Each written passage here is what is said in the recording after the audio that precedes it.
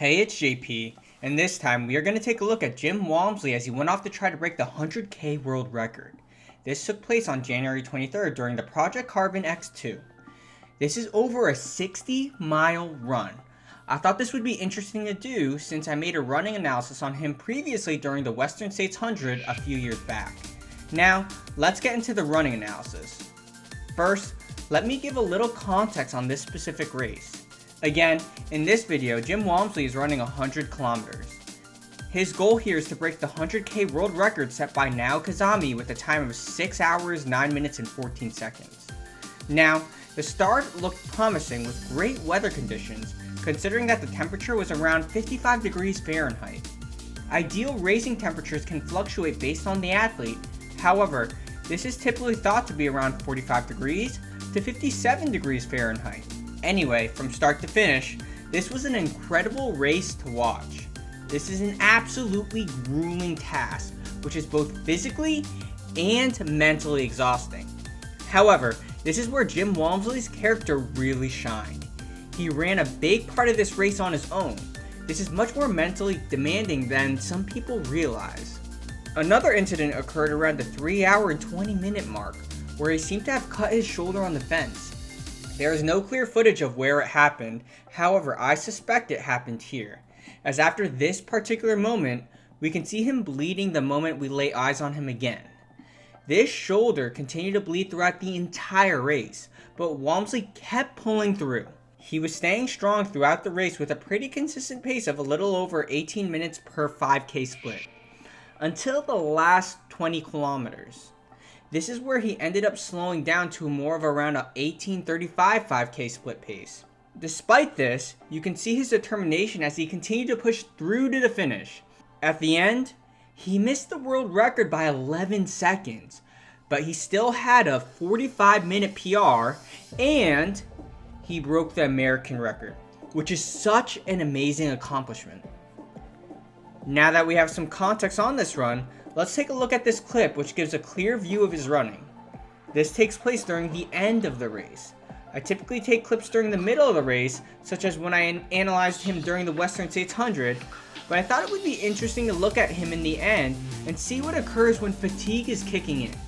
Now, let's look at more specific aspects of his running. The first thing we can look at is his step rate. Here, he is running around 165 steps per minute. This is similar to the step rate he goes at during the 100 miles from the Western States. As I've mentioned before, we typically observe that elite long distance runners present with a step rate or cadence of around 180 steps per minute. However, I am not surprised that he's running at this step rate. One common reason people typically think about is his limb length. The reason being that the longer the legs, the less frequent steps he has to take for a given pace. While this could be the case, probably the biggest reason is based on the characteristics of his step rate in correlation of the relative intensity the runner is going at. For an incredibly long distance race like the 100K, you cannot run at a high intensity pace, otherwise you won't make it at the end. For Walmsley, he has to go at a lower relative intensity pace so he can run the entire race. Notice how I said relative, since a sub 6 minute per mile pace would not be considered easy for most people.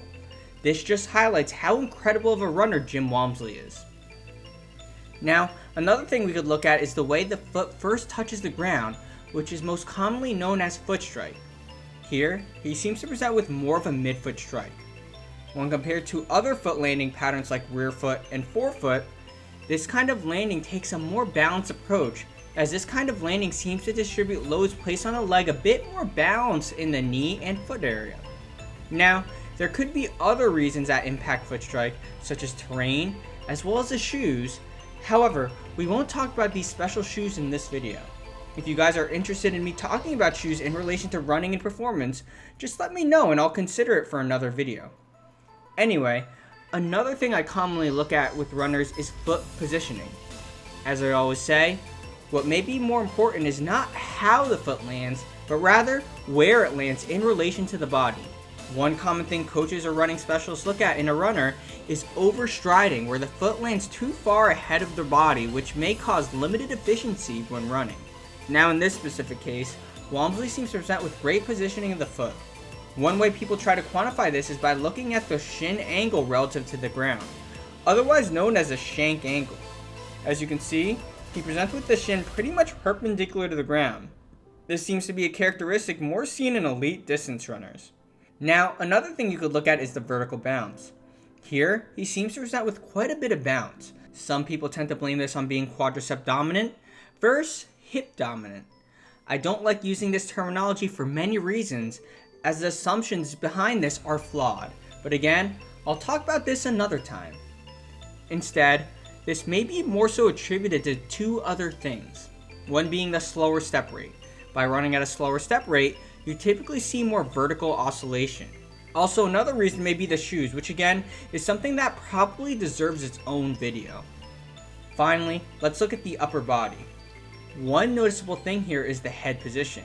You can see that his head is extended upward. Typically, we aim for the head to look straight ahead and stay in a more neutral position. With the head like this, it is typically a sign of fatigue, which is just the case here.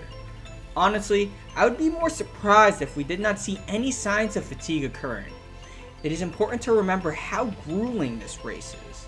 Overall, when factoring in the context of the race and the runner, I thought he looked absolutely amazing throughout the entire race. I would not look anywhere near as graceful as he does if I could even make it to this point.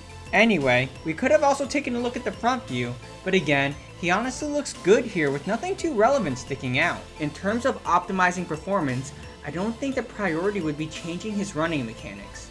Instead, I would look at other things that would probably have impacted his running more than the mechanics itself.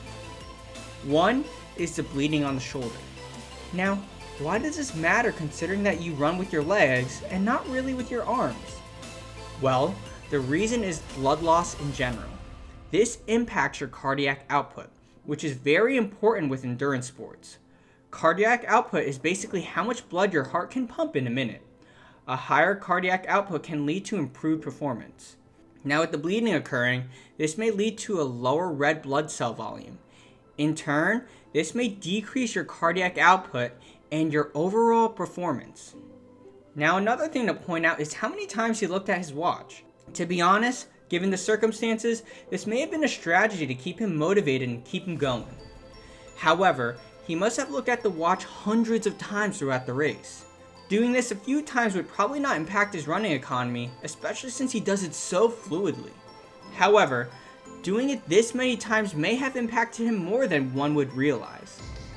Anyway, that's all for this running analysis. To sum it up, Jim Walmsley is an absolute beast both physically and mentally, and I really believe that he will be able to get the world record. I hope you guys found this video interesting. I'd love to hear your thoughts as well as any questions you may have. And as always, thank you for watching.